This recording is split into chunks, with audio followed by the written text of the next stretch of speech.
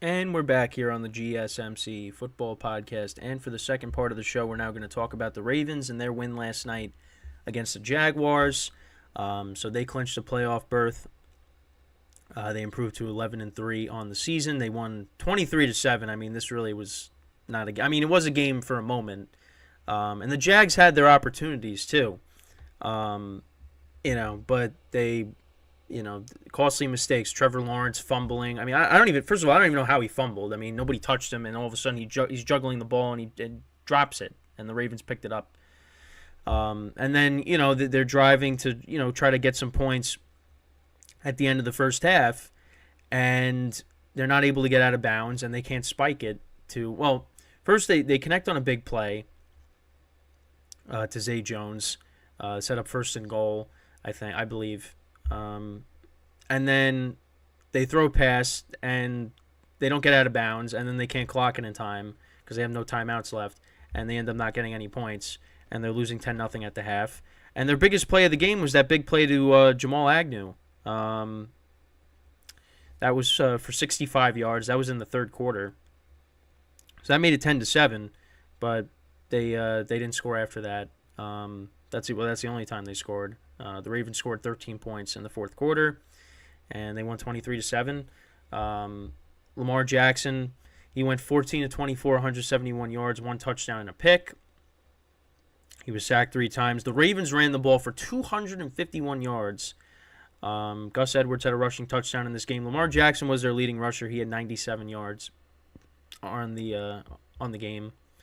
Keaton Mitchell, who was making plays last night, he had 73 yards rushing, but unfortunately late in the game he suffered a knee injury, and that's not good. He had to get carted off, so I don't know what. Yeah, so I'm looking at it right now. It just says Keaton Mitchell likely out for the season, which is a big blow. Because he really was he was running the football well for them recently, and that hurts their running game. So it's going to be Justice Hill, Gus Edwards, who had 58 yards rushing, and Lamar Jackson obviously running the football as well.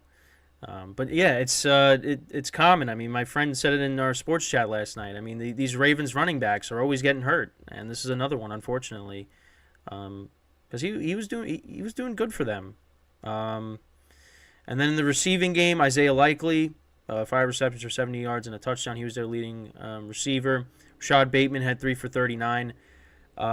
Zay Flowers and Odell Beckham Jr., guys that had good games last week, they had a combined 2 catches for 21 yards. And I started Zay Flowers in one of my fantasy leagues, and he only got me like 2 points almost. I did also start Odell too. One of the leagues we won, it didn't really matter, but the other one did not win. I had to start him because I am missing Keenan Allen and Tyreek Hill. So hopefully those guys come back because it's the playoffs now in that league, and gonna need them. So, but yeah, that was interesting that Odell and Zay Flowers just they didn't do anything last night. But the Ravens defense played well. The Jags again just really could not get anything going on offense outside of the big play to Agnew. It looked like they had a touchdown to Calvin Ridley. They called it incomplete. Doug Peterson challenged it, and they had Terry McCauley, right? The ex-official on, their rules expert, and he's like, yeah, he looks like he's in, and then they ruled it incomplete. They still ruled it incomplete, and he was just like, that is not incomplete because Ridley bobbled it, and then he had possession of it, and it looked like one of his legs was still in. But they still ruled it incomplete. So they would have scored a touchdown, and that would have been big because if they got that in the 2-point conversion, then it's a 1-score game. But nope, that did not happen. And then Trevor Lawrence, in the Jags, their numbers. So he went 25 of 43, 264 yards passing, 1 touchdown, no interceptions. They only ran the ball for 75 yards. So Trevor Lawrence actually was their leading rusher. He had 41 yards rushing. Travis Etienne had 31 yards rushing. Jamal Agnew was their leading receiver, 2 receptions for 70 yards and a touchdown. Zay Jones had 5 for 59. He actually got hurt in this game, so he had to leave the game late. I think that happened in the second. Yeah, it happened late in the second half. Ridley had 5 for 39. Again, he could have had the touchdown. They didn't call it. But yeah, the Jags, they fall to 8-6, and now you got a three-way tie in the AFC South, which is not good for the Jags. Texans, they pulled off an upset against the Titans. Now, if the Titans were contending, I would be more upset. But still, I mean, how did the Titans blow that? There was no C.J. Stroud, no Nico Collins, no Tank Dell, and they were able to pull off the win with Case Keenum at quarterback, and they won in overtime. I can't pronounce his name. Kaimi Fairbairn, there we go. He kicked the game-winning field goal. They won in overtime, and now they're 8-6, and that's a big win for the Texans. And the Colts, they won on Saturday against the Steelers. So 3 teams are 8-6. So and now Trevor Lawrence actually is in concussion protocol. So that puts his status for next Sunday up in the air, because who knows what's going to happen now, and C.J. Beathard could be starting against the Bucs. So Jags could lose that game, and they could find themselves outside of the AFC playoff picture, which would be insane, because it looked like the Jags, especially after that win they had against the Texans a few weeks ago, that they were a lock, for the playoffs. And now, not just the division, the playoffs in general, yeah, it's in jeopardy right now. So, we'll see what happens. But yeah, they did not look good, and they really hurt themselves last night. I mean, again, the turnovers, Trevor Lawrence fumbling, and just not being able to, the clock management, not being able to spike it in time to at least get some points. Well, also, I mean, Brandon McManus missed a couple field goals too. I mean, that didn't help. I forgot about that. It just was not a good game for the Jags, but a good game for the Ravens. And listen, they got a big game coming up against the Niners on Christmas, and that could be a Super Bowl preview. And I know people are talking about Lamar Jackson now as maybe being an MVP candidate, and yeah, I mean, he should be. This team is the best team right now in the AFC.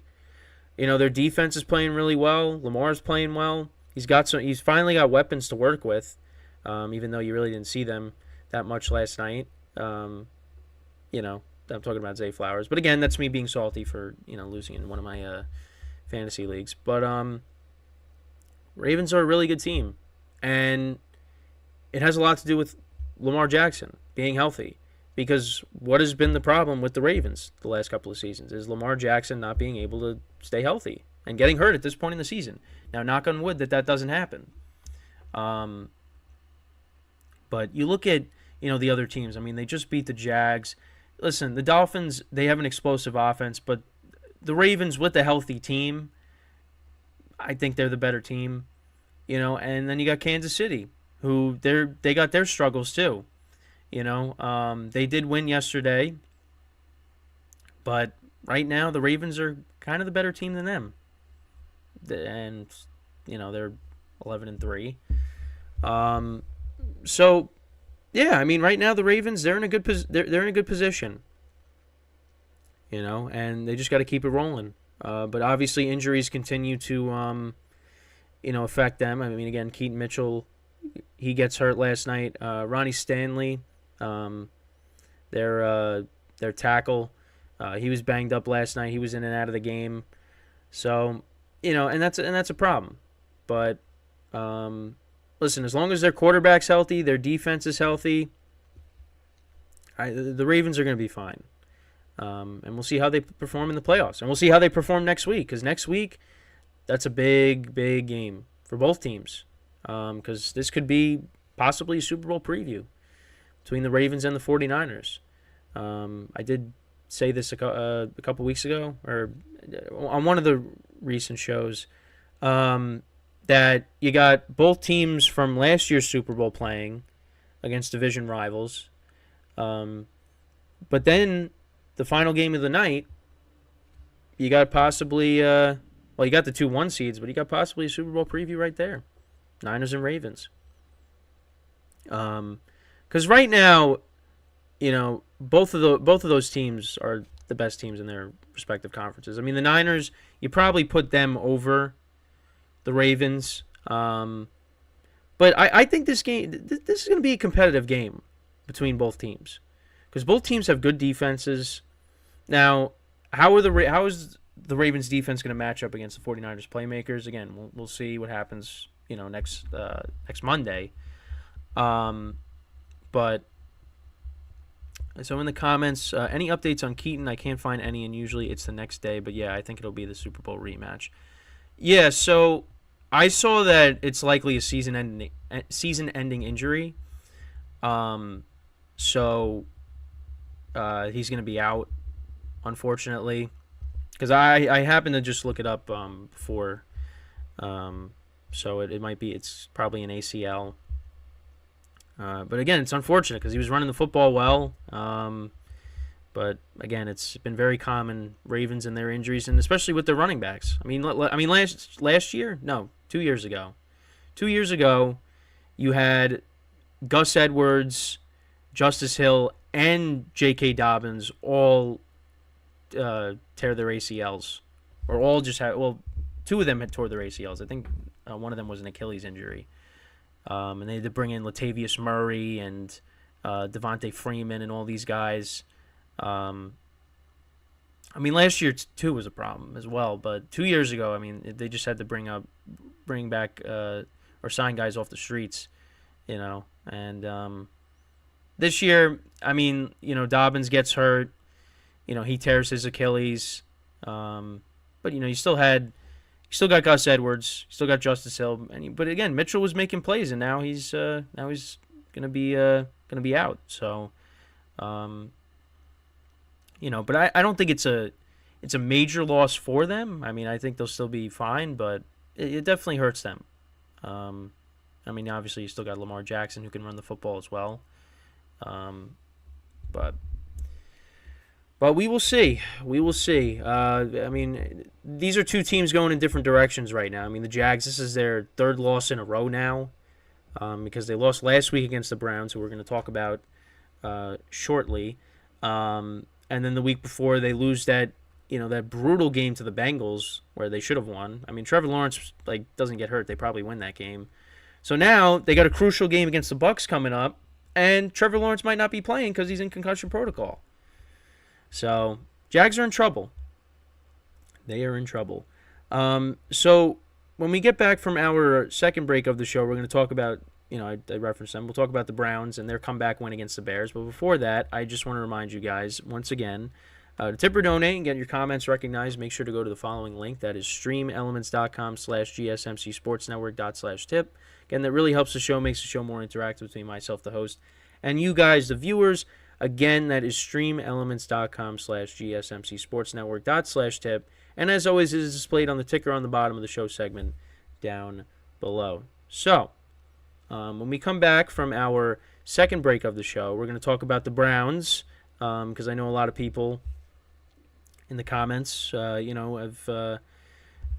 been talking about the Browns on some of my videos. So we'll get into that and what happened in that game. So stick around, and we'll be right back here on the GSMC Football Podcast.